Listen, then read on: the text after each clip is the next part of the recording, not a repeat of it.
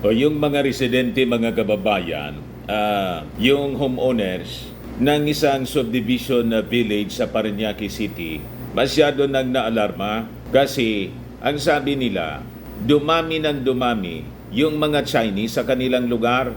Ang tingin nila, mga kababayan, this is a new phase of Chinese invasion. Hindi na po sa West Philippine Sea, mismo lang sa Metro Manila, mga kababayan, yung Chinese invasion na ang sabi nila, malamang konektado, mga kababayan, sa operasyon ng Pogo dito sa ating bansa. Lalo niya, Mr. Maravillas, naging masalimuot yung issue ng mga Chinese dito sa ating bansa. Mas lalo, mga kababayan. Ayan po yung report ng UNTV. Pagdami ng dayuhan at umano'y operasyon ng Pogo sa isang subdivision sa NCR, ipinasisilip. Ito rin, mga kababayan, yung sinabi mismo ni Senator Win Gatchalian.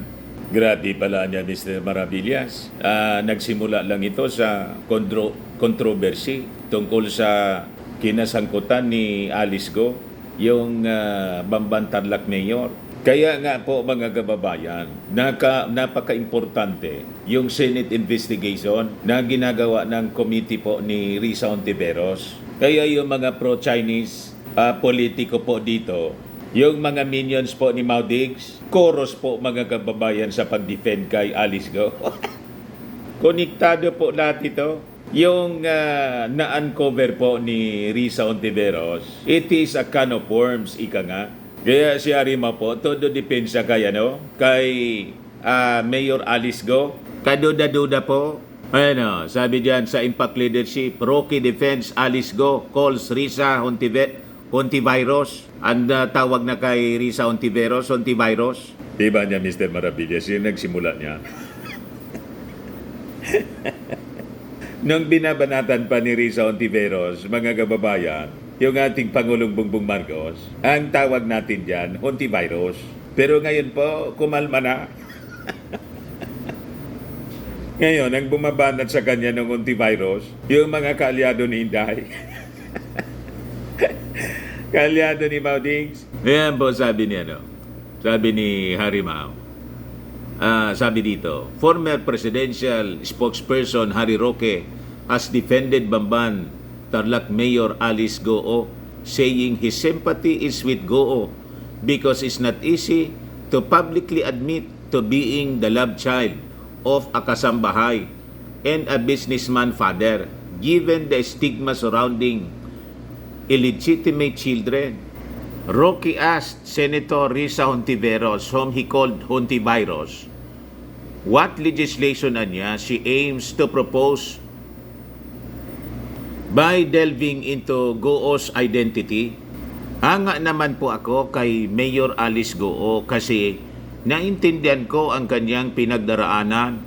Ang simpatya ko na kay Alice Go, kinokonsidera ko na parang underdog masyado itong si Alice Go na parang binubuli ng ating mga politiko. So ibabalik ko ang tanong sa ating mga politiko, lalo na kay Senator Hontiveros. Ano ba talaga ang dahilan na ikaw ay nag-iimbestiga in aid of legislation? Kita ninyo ang pagwagali nitong mga pro-China politikos. Ang sympathy nila nandun sa mga kaduda-duda na mga Chinese personalities. Kasi naman niya, Mr. Maravillas, yung operasyon ng Pogo, tumindi. Simula nang umupo yung kanyang patron, si Mau Diggs, 2016. So malamangan niya yung pakinabang, nasagasaan yung pakinabang. Malamang, mga kababayan. So ito ngayon ang panibagong problema po na nadiskubre sa issue ng Pogo na nagadulot, mga kababayan, ng alarm sa mga residentes, mga homeowners po ng multinational village po sa Parañaque. Dumami na niya yung mga dayuhang Chinese dito at nagpapakonstruct sila ng napakalalaking mga buildings. Yan po sabi rito sa report ng UNTV. Ayan po, courtesy of Office of Senator Gatchalian. Ito yung mga houses, napakalalaking bahay kung saan nakatira daw itong mga Chinese nationals. Tingnan naman po ninyo. Ayan po, mga ongoing construction siya. Yung iba, existing na po.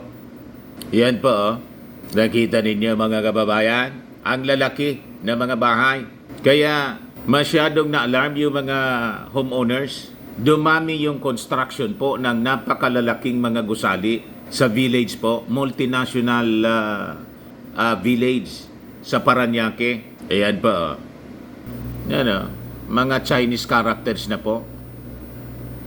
Yan, sabi ko sa inyo, dapat tingnan ito ng maigi ng ating mga senador at mga authorities natin. At ngayon po, kinoconsider na nila, nire-recommend nila, ginagawa itong investigation po para tuldukan yung problema natin sa Pogo operation.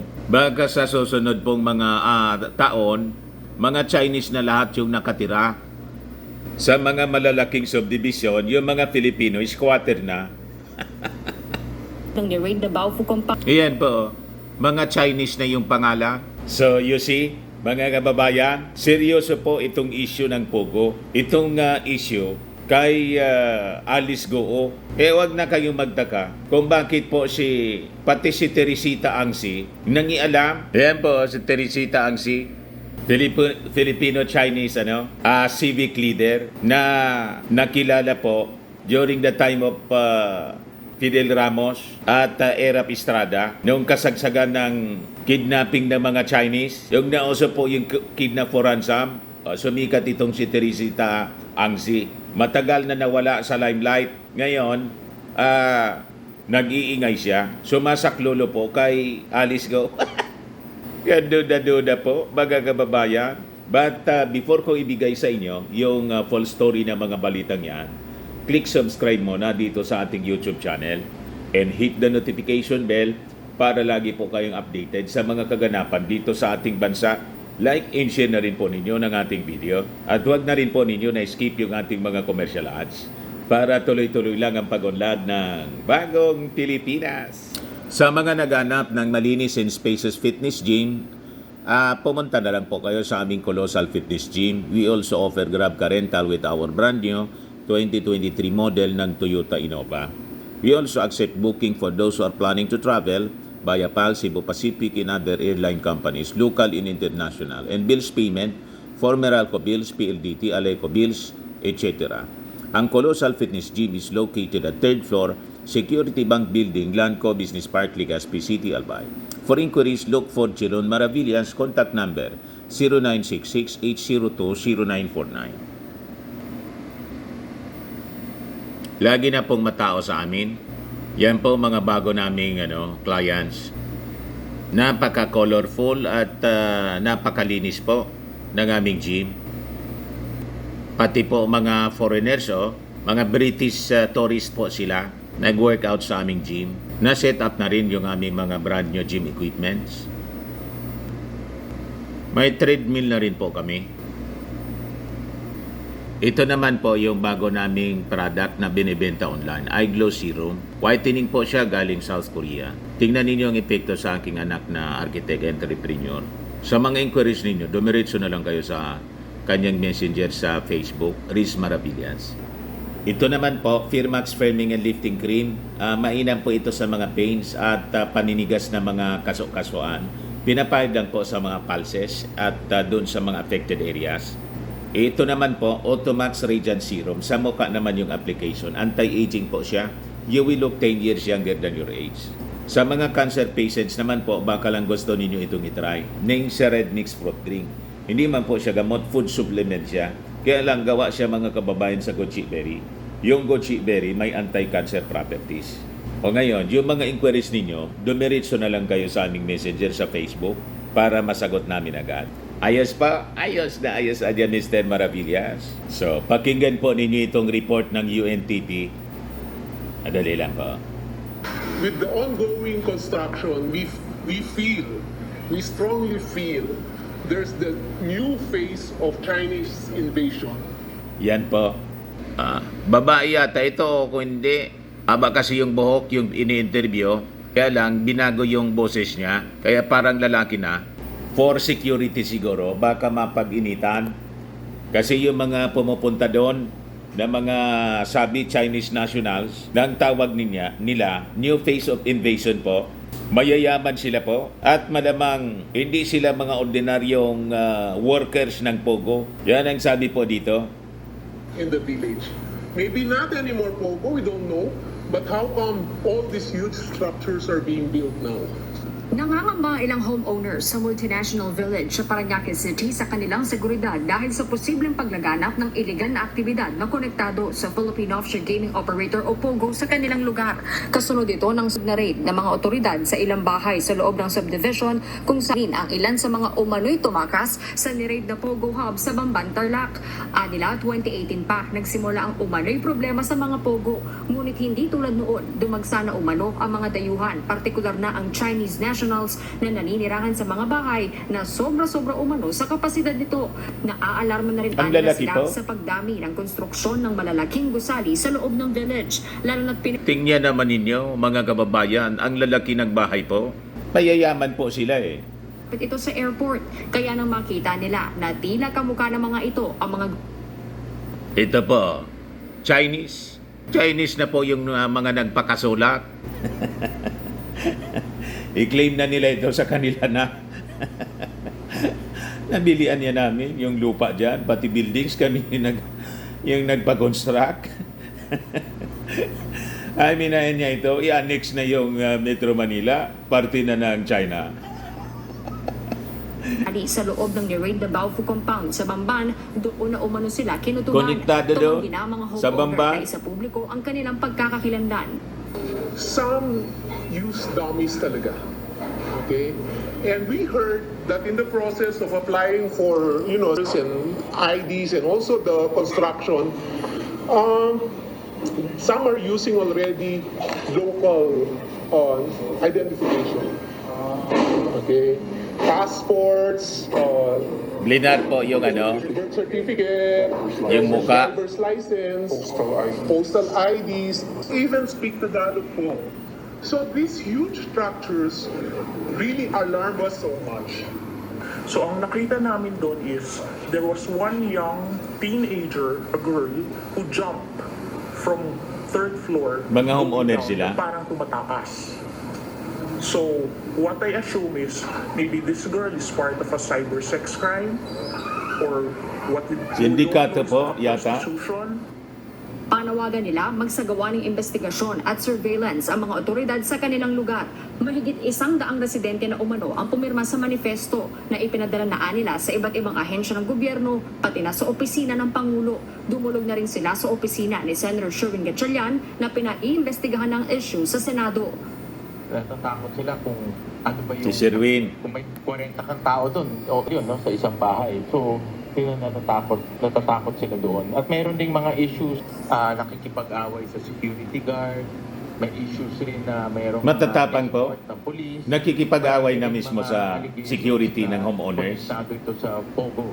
No? Dahil nga, sa gabi dumadating or lumalabas yung mga sasakyan. So, we want to look at that angle also. So, ang aming sense, itong mga sindikato na ito, umiikot lang sila at of course, nakatira sila sa Ang tawag niya, sindikato.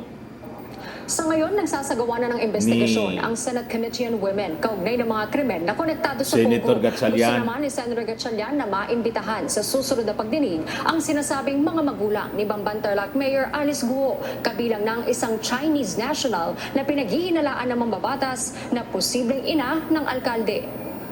So, nagtanong-tanong ako sa mga nagtrabaho sa kanila, yung mga kung saan siya nagrenta, rumenta nung warehouse, at yung mga taga doon. At itong taong si Wen Yi, parang pinapakilalang nanay niya doon sa mga taga doon sa Valenzuela. So, ako, ang personal assessment ko, this might be the biological mother ni Alice Guo. So, posible daw mga kababayan, yung pinapakilalang nanay na Chinese, yun na mismo yung biological na nanay po ni Alice Guo. Yung Doda, di ba? na yung Amelia Lial na sabi Filipino kasambahay ng kanyang tatay, malamang mga kababayan, non-existent siya. Inimbento lang na pangalan at ito yung sabi ni Senator Win Gatchalian na totoong biological mother ni Alice Goo. So pag ganon, yung laman mga kababayan ng birth certificate, mga information ng birth certificate ni Alice Goo, lumalabas pag napatunayan ito, lahat po fake. Di ba? Sinisika pa ng UNTV News na makakuha ng tugon mula sa kampo ni Mayor Guo kaugnay ng alegasyon na mambabatas. Bukod dito, nais din ni Senator Gatchalian na mapatalsik bilang miyembro ng Partidong Nationalist People's Coalition o NPC si Mayor Guo, miyembro ang mambabatas ng Advisory Council ng NPC.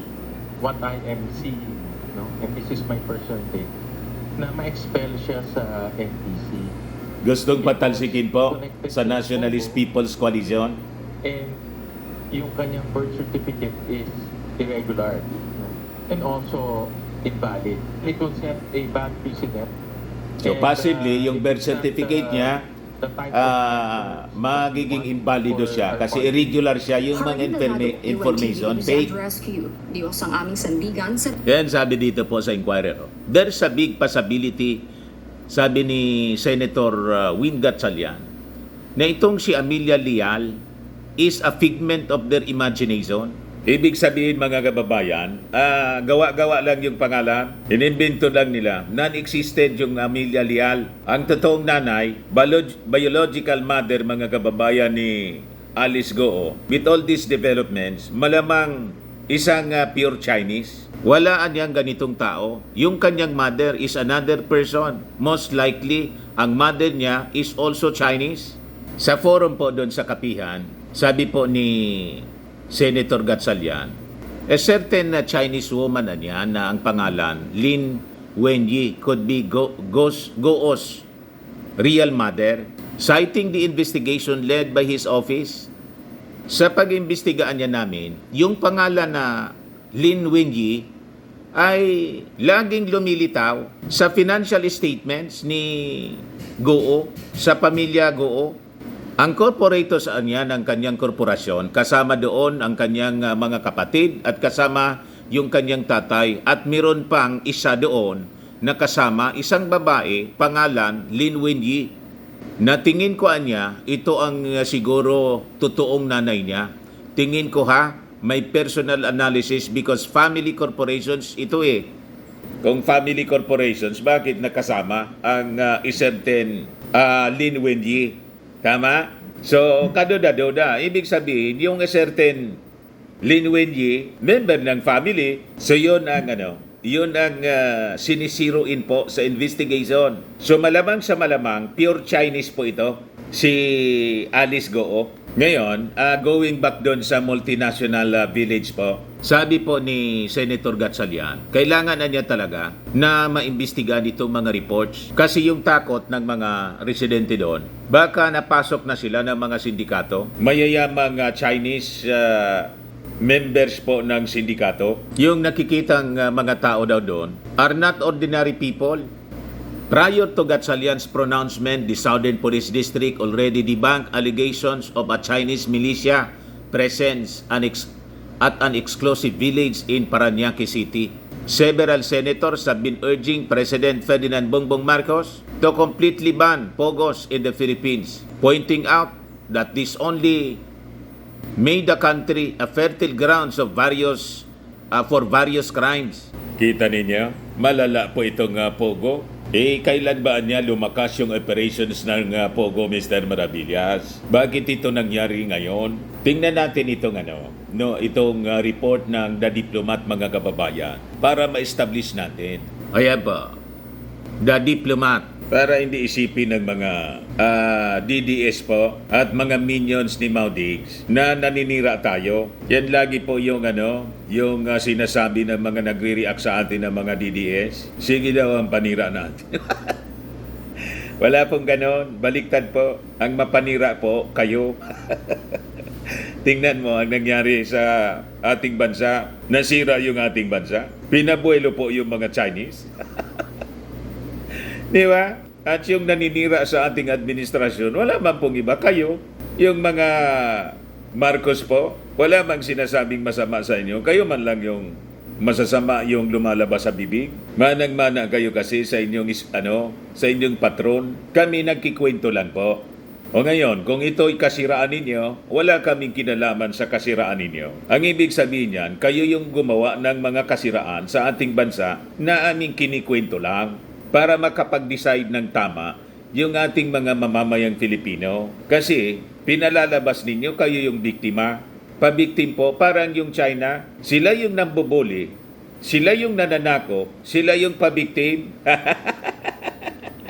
Tama? Sila yung nangapi, pinalalabas nila, tayo, mga kababayan yung agresor.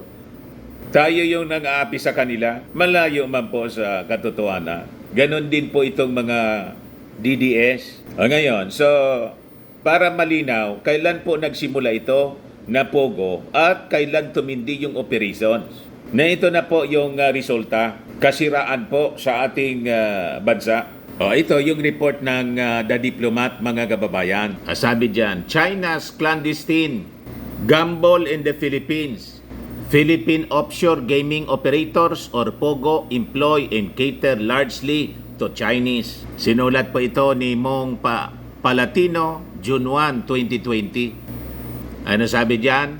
The rapid expansion of Philippine offshore gaming operators or POGOs is linked to rising Chinese influence on the government of Rodrigo Duterte. Pilato na naman po ako, Mona. Poncio Pilato ako, gas kamay po. Hindi po ako nagsulat niyan, ha? Ang nagsulat niyan si Mong Palatino at isinulat niya sa The Diplomat. Sabi niya, but this is a controversial if not unmentionable connection because the Chinese government has officially rejected POGOs while the Philippines denies that it is giving preferential treatment to Chinese citizens for such businesses. For many Filipinos, however, POGOs have come to symbolize the dark side of state-backed Chinese investments in the country. So nakita ninyo, ang sabi po, itong POGO bawal sa China. Yung bawal sa China, allowed dito sa atin. Inallow. Kita ninyo? POGO's deal with online gambling. Since gambling is prohibited in many countries, POGOs allow bettors to play and transact through the internet. So ayon po sa PAGCOR, POGOs began operating in 2003 but it was only in 2016 after Duterte came to power that the government began regulating online gaming hubs. The majority of POGO players are Chinese, which explains the recruitment of workers from mainland China to operate the businesses.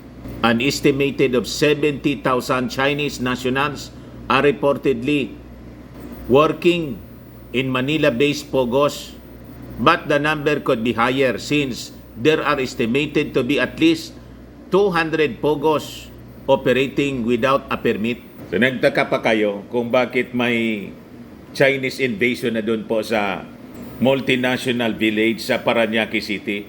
Namiyasa po yung mga Chinese at kasama na dito sa kwentong ito yung sa mga illegal POGOs yung nadiscovery doon sa compound ni Aldis Goo. Nagtaka pa kayo kung bakit yung mga minions po ni Maudigs kampi. Pinapalabas nila, inaapi ng ating gobyerno, ng mga politikong, ng ating mga senador. Itong si Alice Goo, kinampian po ni Harimau. Nagets na ninyo ang connection po. Kahit po si Panilo, pakinggan ninyo yung mga sinasabi ni Panilo doon sa SMNI. At yung mga DDS vloggers, lahat sila kampi. Galit sila sa ginagawang investigasyon ni Senator Ontiveros. Binabakbakan, sinisiraan si Ontiveros. Di ba may mali siya po, mga kababayan? So sabi dito sa report ng The Diplomat, a series of Senate hearings conducted earlier this year about Fogos confirmed that what media reports have been tracking over the past 4 years. Some of these issues include limited hiring of Filipinos by gaming operators, non-payment of taxes, minimal contribution to the domestic economy, the role of organized crime in trafficking workers, corruption in the processing of work permits, the security threat posed by the proliferation of Chinese-dominated gaming centers, and the popular perception that the Duterte government is promoting Pogos at the expense of other industries. Hindi pa ako nagsabi niyan na mention po yung pangalan ni Maudigs, yung writer po sa Diplomat, yung reporter po. After the end of the Senate probe, the negative impact of Pogos continues to be highlighted. Environmentalists have condemned the destruction of mangrove habitat and its conversion into a Pogo Island cluster in Cavite, a province located south of Manila. Police blame Pogos for the rise in prostitution cases involving Chinese citizens. The Anti-Money Laundering Council reported that it monitored suspicious transactions linked to Pogo activities from 2017 to 2019. Sabi diyan, Pogos are controversial because not only do they operate in less than transparent terms, but they are seen to be thriving through favor and privilege granted by the Duterte government. Now you know kung bakit po aktibo si Panilo at saka po si Harimau sa pangbabas po sa Senate investigation ni Hontiveros. Ang tawag na kay Hontiveros, Hontivirus. Sila kasi po ang salarin. Ayan, ang paganga niya kay Alice Goo. Hanga naman po ako kay Mayor Alice Goo kasi naintindihan ko ang ganyang pinagdaraanan. Ang simpatsya ko ay kay Alice Goo. Kinokonsidera ko na parang underdog masyado itong si Alice Goo na parang binubuli ng ating mga politiko. So, ibabalik ko po ang natanong sa ating mga politiko, lalo na kay si Senator Hontivirus. Ano ba talaga ang dahilan na ikaw ay nag-imbestiga in aid of legislation? Galit siya sa ginagawang pag-imbestiga ng Senado. Gusto niya pabayaan lang ang ganitong mga hindi kanais-nais na activities ng Pogo operations at saka ng mga involved na Chinese. Nasabi ng mga residentes po ng Parañaque City, ito ang yung nangyari dito sa aming subdivision. We feel there is a new phase of Chinese invasion. With the ongoing construction, we strongly feel there's the new phase of Chinese invasion in the village. Kita ninyo mga kababayan? So, importante mga kababayan ito na mga balita na sineshare ko sa inyo kasi palapit ng palapit po yung midterm elections. Baka sa susunod na election po, midterm election, local and national election siya Marami pang tulad ni Alice Goo ang magkaposisyon, maging mga opisyal po natin. So sila na yung magdidikta, mga Chinese na po yung magdidikta ng mga polisiya sa ating bansa. Siyempre, kung mga Chinese, diretso nagkakamkami nila yung ating bansa niya. Tama pa? Ayan man lang po mga kababayan. Ako po si Dante Maravillas. Bye-bye. God bless.